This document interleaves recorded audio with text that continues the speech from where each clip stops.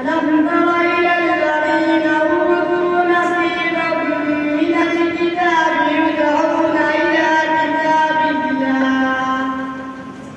يدعون إلى كتاب الله ليحكم بينهم ثم تولى فريق منهم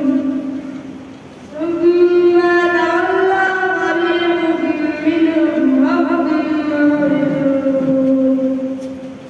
ذلك بأنهم قالوا لن تمسنا النار إلا أياما معدودات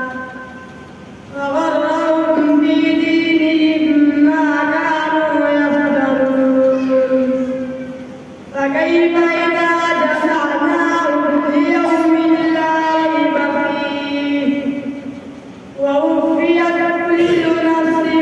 ما كسبت وهم لا يظلمون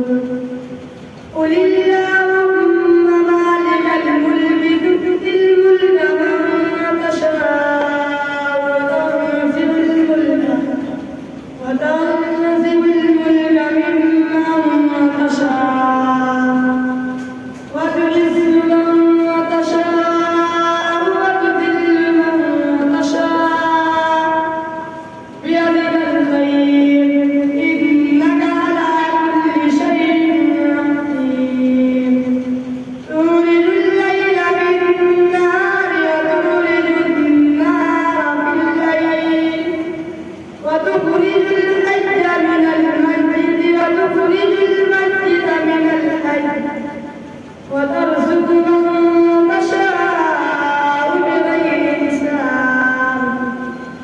لا يتخذ المؤمنون الكافرين أولياء من دون المؤمنين